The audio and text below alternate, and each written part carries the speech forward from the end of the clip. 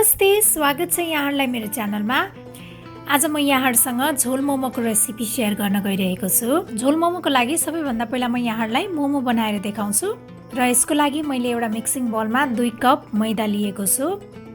अब यसमा थोरै नुन पनि राख्ने, अब अलिकति तेल पनि राख्ने र अब यसलाई राम्रोसँग मिक्स गर्ने। अब थोरै पानी राख्दै यसलाई मुस्दै जानुपर्छ। यसलाई चाहिँ एकदम सफ्ट डो बनाउनु पर्छ।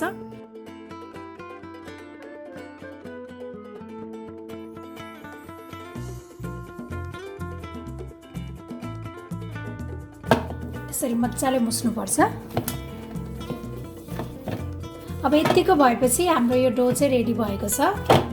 अब यो डोको माथि हल्का तेल लगाउनु पर्छ। यसो गर्दाखेरि चाहिँ यो एकदमै नरम हुन्छ र अब यसलाई कभर गरेर 2 घण्टा जति राख्नुपर्छ।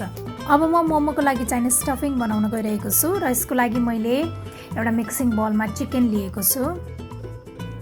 अब यसमा यो मसिनो पारेर काटेको प्याज राख्ने, त्यसपछि अब यो हरियो प्याज पनि राख्ने, अनि यो हरियो धनिया पनि राख्ने, अनि यो मसिनो पारेर काटेको अदुवा।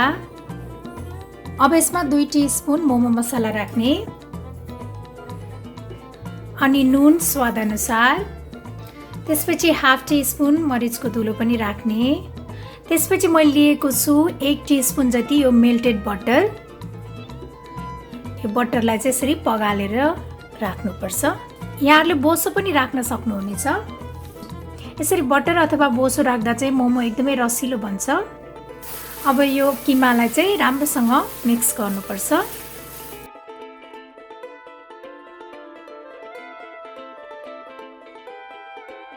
अब यो किमा चाहिँ रेडी भइसकेको छ। अब 2 घण्टा पछि हाम्रो यो डो पनि रेडी भएको छ। अब म मोमोको र्यापर बनाउन गइरहेको छु र त्योभन्दा पहिला चाहिँ म यो स्टिमरमा तेल लगाइहाल्छु।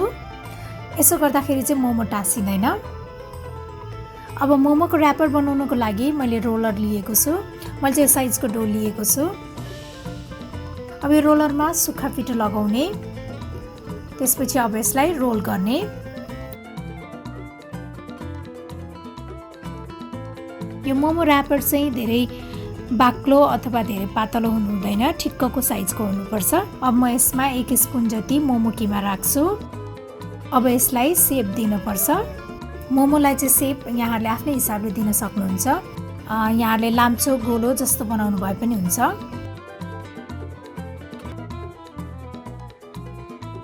अब यसै गरी अरू मोमो पनि बनाउने।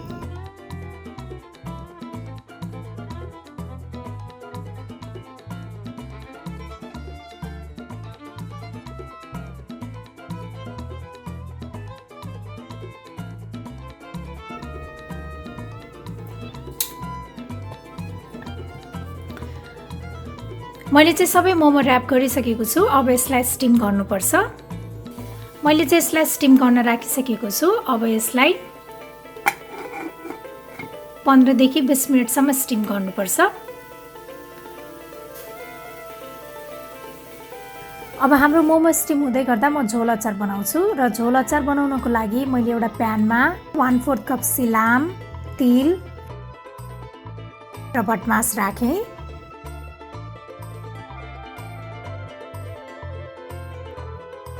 अब यसलाई राम्रोसँग भुट्नुपर्छ।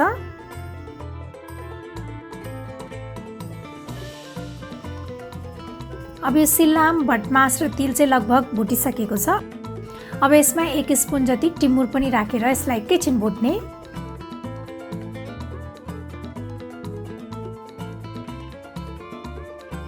अब यतिको भइसकेपछि अब यसलाई एउटा बोलमा ट्रान्सफर गर्नुपर्छ।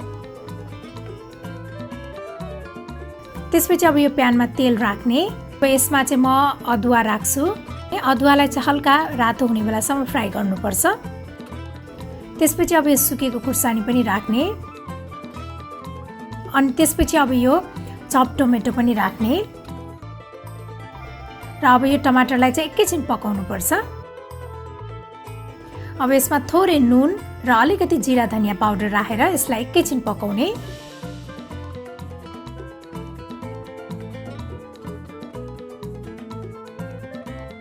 अब यो यतिको भइसकेपछि यसलाई एउटा बोलमा ट्रान्सफर गर्नुपर्छ।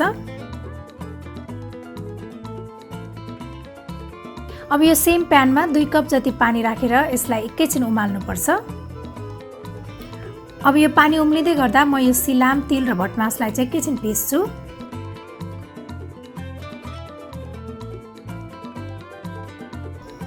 अब यो राम्रोसँग पिसिसकेको छ। अब यसमा यो टमाटर पनि राख्ने र अब यो पानी पनि उम्लिसकेको छ, यो पानी पनि राख्ने र अब यसलाई चाहिँ राम्रोसँग पिस्नुपर्छ।